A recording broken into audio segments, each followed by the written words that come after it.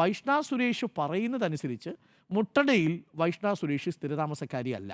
ആ കൊടുത്തിരിക്കുന്ന രേഖ പ്രകാരവും വൈഷ്ണ സുരേഷിന് അവിടെ പെർമനൻറ്റ് റെസിഡൻ്റ് ആണെന്ന് സ്ഥാപിക്കാൻ കഴിയില്ല. കാര്യം തിരിച്ച് ഈ മേൽവിലാസത്തിൽ മറ്റൊരാൾ ഒരു പരാതി കൊടുത്തിട്ടുണ്ട്, രേഖ കൊടുത്തിട്ടുണ്ട്. എന്നാൽ വൈഷ്ണ സുരേഷിന് അമ്പലമുക്കിലെ യഥാർത്ഥ അഡ്രസ്സിൽ അത് കൊടുക്കാമായിരുന്നു.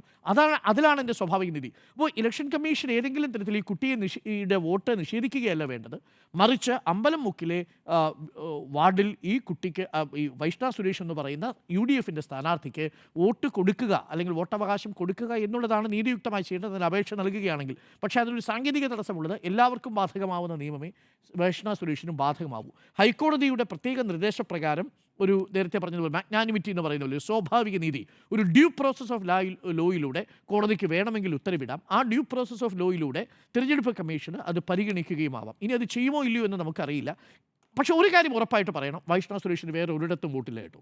വൈഷ്ണ സുരേഷ് കള്ളവോട്ട് ചെയ്യാൻ വന്നു എന്ന CPMൻ്റെ ആരോപണം അസംബന്ധമാണ്. അതുകൂടി നമ്മൾ പറഞ്ഞു തന്നെ പോകണം. വൈഷ്ണ സുരേഷ് കള്ളവോട്ട് ചെയ്യാൻ വന്നതല്ല.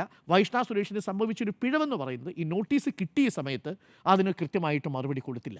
ഈ 18-564 എന്ന വീട്ടു നമ്പർ അത് തെറ്റായ വീട്ടു നമ്പറാണെന്നും ആ വീട്ടു നമ്പർ തെറ്റിപ്പോയതാണെന്നും താൻ യഥാർത്ഥത്തിൽ താമസിക്കുന്നത് അമ്പലമുക്കിലാണെന്നും പറഞ്ഞൊരു അപേക്ഷ കൊടുത്ത് അമ്പലമുക്കിൽ സ്ഥാനാർത്ഥിയാകണമായിരുന്നു.